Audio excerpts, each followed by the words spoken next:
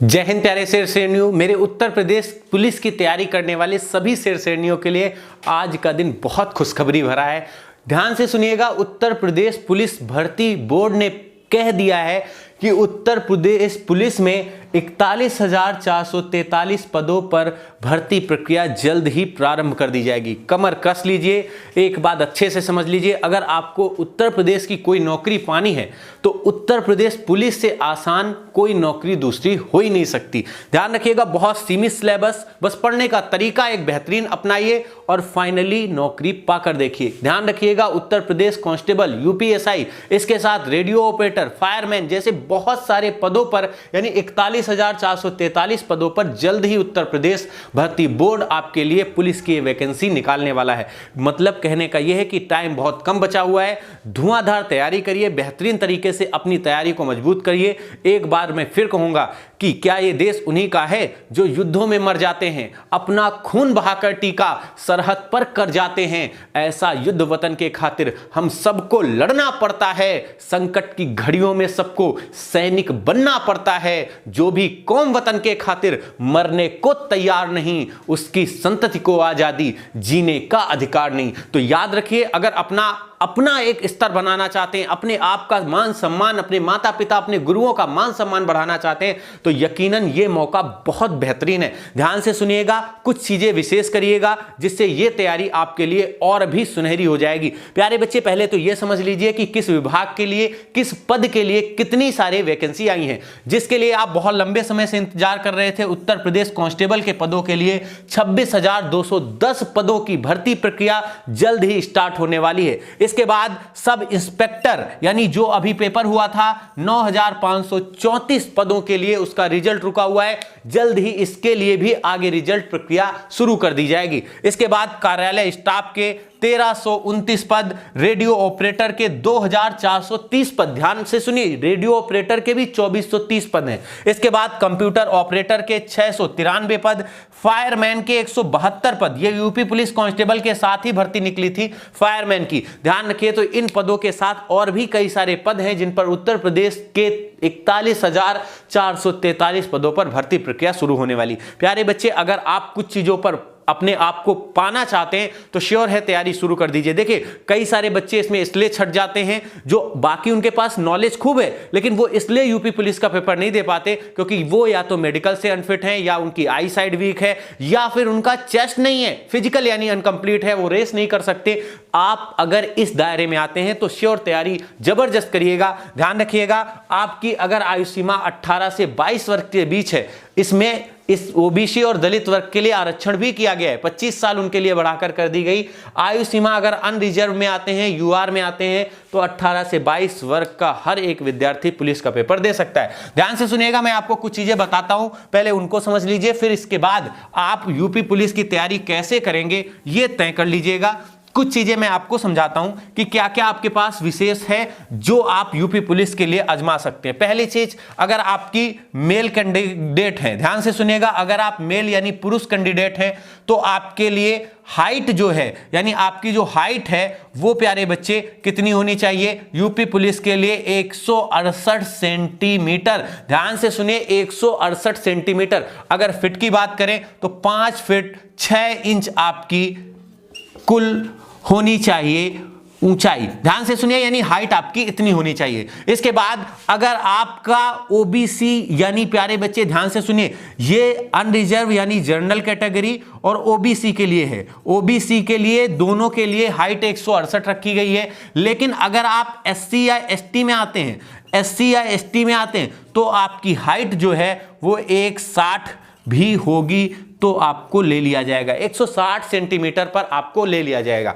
ध्यान से सुनिए, अगर आप फीमेल कैटेगरी में आते हैं, तो आपके लिए एक बेहतरीन मौका है। यानी अगर आप महिला कंपटीटर हैं, महिला अभ्यर्थी हैं, तो आपके लिए क्या होना चाहिए? महिलाओं के लिए एक विशेष दर्जा दिया गया है, महिलाओं के लिए 1.52 अगर हाइट है, कुल मिलाकर 5.06 फीट अगर उनकी हाइट है, तो निश्चित तौर पर 5 फीट 06 इंच अगर उनकी हाइट है, यानी 1.52 सेंटीमीटर हाइट है, तो वो तैयारी शुरू कर दीजिए, आपका तय हो जाएगा।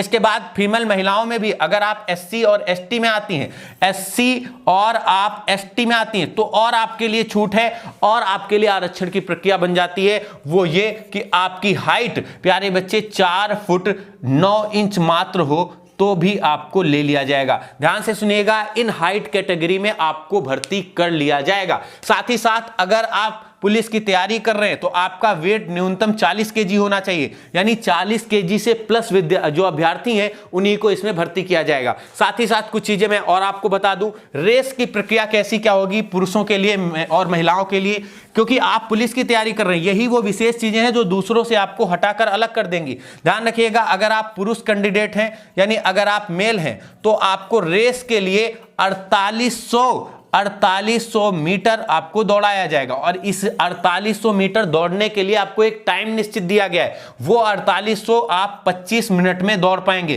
ध्यान से सुनिए, 4800 मीटर यानी 5 किलोमीटर से 200 मीटर कम के लिए आपको 25 मिनट मिलेंगे। इसके बाद महिलाओं के लिए, यानी अगर आप महिला अभ्यर्थी हैं तो आपके लिए एक विशेष मौका हो जाता है। फीमेल कैंडिडेट के लिए ये जो रेस है ये भी कम कर दी जाती है, मात्र 2400 मीटर कर दी जाती है, यानी 2400 मीटर, और इनके लिए टाइम भी बहुत सीमित है, मात्र 14 मिनट। ध्यान रखिएगा, 14 मिनट इनकी रेस भी आधी कर दी जाती है और इनका टाइम बढ़ा दिया जाता है, 14 मिनट कर दिया जाता है। तो कुल मिलाकर आपके पास एक बेहतर मौका है अच्छी तैयारी करने का।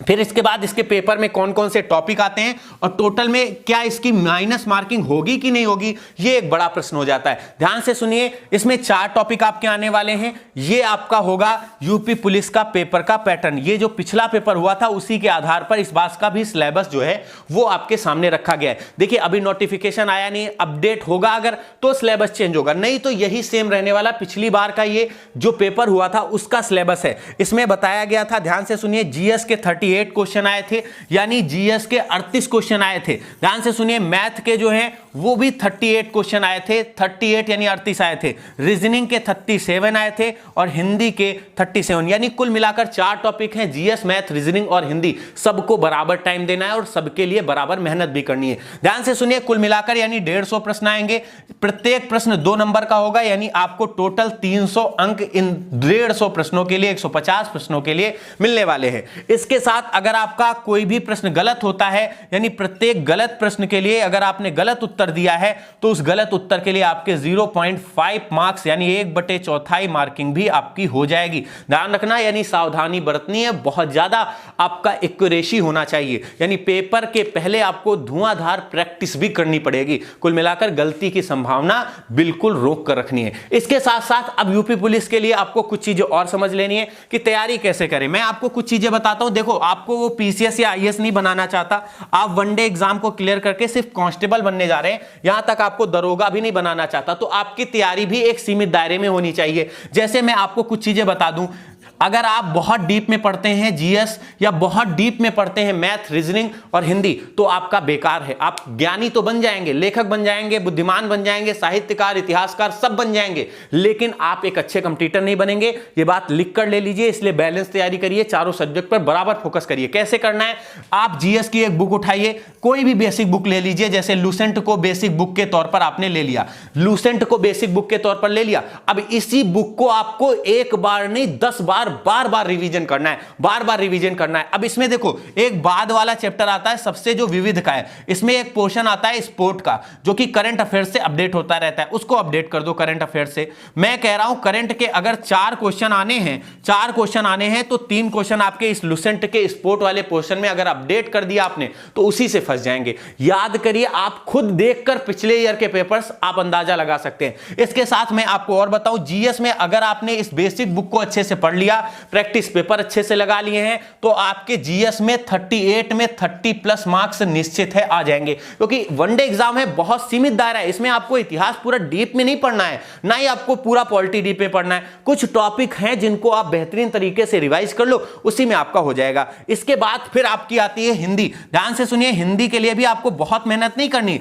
आप जितने चैप्टर सिलेबस में दिए गए, पहले तो ये देखो हिंदी के कौन कौन चैप्टर सिलेबस में आ रहे हैं। अगर आप सिलेबस देखोगे, यूपी पुलिस हिंदी सिलेबस देखोगे, मेरे जाकर डिस्क्रिप्शन में लिंक पड़ा है, जाकर देख लेना सिलेबस में कौन कौन से यूपी पुलिस के चैप्टर आ रहे हैं। बस उतने ही चैप्टर आपको पढ़ने हैं, ये नहीं कि पूरी हिंदी आपने रट डाली। अरे पूरी हिंदी तो पीसीएस जैसे एग्जाम में, आरओ एआरओ में पूछी जाती है, आपके पुलिस में सीमित चैप्टर हैं, उतना पढ़ो जितना पेपर में आ रहा है। ज्ञानी नहीं बनना है, ध्यान रखना। इसके साथ साथ आपको पढ़ना किस बुक से है, तो चाहे आप बुक लूसेंट ले लो या आदित्य की ले लो। देखो इनसे मेरा कोई रिलेशन नहीं है कि ये बुक मुझे पैसा दे देंगे, इनका प्रचार करें ना भाई, इसका बस प्रैक्टिस सेशन आपको करना है। मुझे किसी बुक से कोई मतलब नहीं, बस आप एक बुक ले लीजिए, पढ़ डालिए जल्दी से। इसके बाद तीसरी चीज आती है मैथ के लिए। मैथ के लिए अगर आप आरएस अग्रवाल बुक को लगाते हैं या एसडी यादव लगाते हैं, ध्यान से सुनिएगा, आरएस अग्रवाल या आप एसडी यादव, ये दोनों ही बुकें अच्छी हैं। इन दोनों में से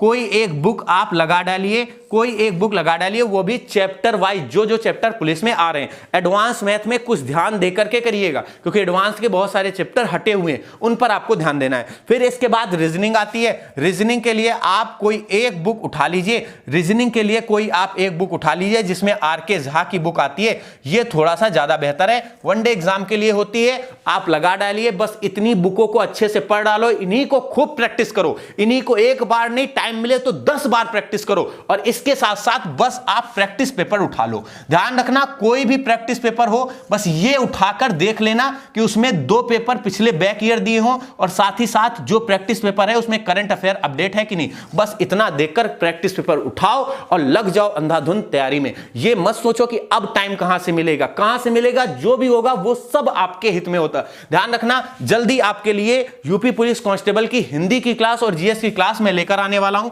तो सभी लोग एकदम तैयार हो जाओ हिंदी और जीएस धमाकेदार पढ़ने के लिए। 2 क्लासें आपके लिए डेली आएंगी, एक हिंदी और दूसरी जीएस की। साथ ही साथ अगर यूपी पुलिस के लिए आपको चाहिए क्या, पूरे नोट्स जिनकी मैं बात कर रहा हूं, इनकी बुक भी मिल जाएगी और इनके शॉर्ट नोट्स भी मिल जाएंगे।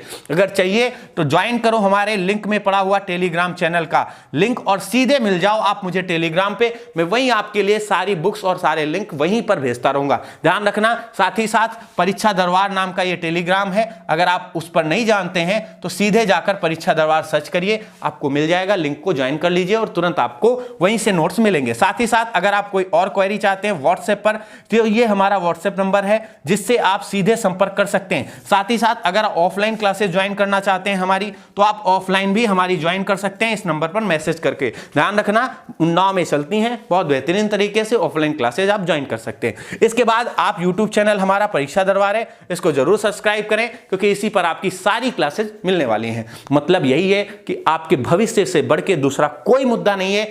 कुल मिलाकर कहीं से भी पढ़ो, कुछ भी पढ़ो, लेकिन कुल मिलाकर इस बार यूपी पुलिस में एक अपनी नौकरी ना पक्की कर लो, क्योंकि माता पिता का यार सपना होता है, सबका सपना होता है। हम सब सोचते हैं कि अपने बच्चों के लिए कुछ करें करें करें करें, इतने दिन से इंतजार करते रहते हैं आपको पढ़ाते पढ़ाते, आखिर में एक मौका जब आता है ना इस तरह का, तब लगता है नहीं, जी जान से इस बार जुट जाओ और आपके अंदर जो सोया हुआ जोश है ना, जो सोया हुआ जुनून है, उसको जगाना है। बस कुल मिलाकर अब डेली मिलने वाले हैं, धमाकेदार तरीके से तैयारी करिए और आपको होने वाली एक एक समस्या का समाधान इस बोर्ड पर मिलने वाला है। जल्दी, परेशान बिल्कुल मत हो। बस ये नोटिफिकेशन था, इसको ज्यादा से ज्यादा शेयर करो अपने दोस्तों, मित्रों और अपने सहपाठियों के साथ जो कंपटीशन की तैयारी कर रहे हैं, है ना। तो धमाकेदार तैयारी करेंगे, जो दुगना जोश लाएंगे और कुल मिलाकर नौकरी पाकर रहेंगे। जय हिंद, वंदे मातरम।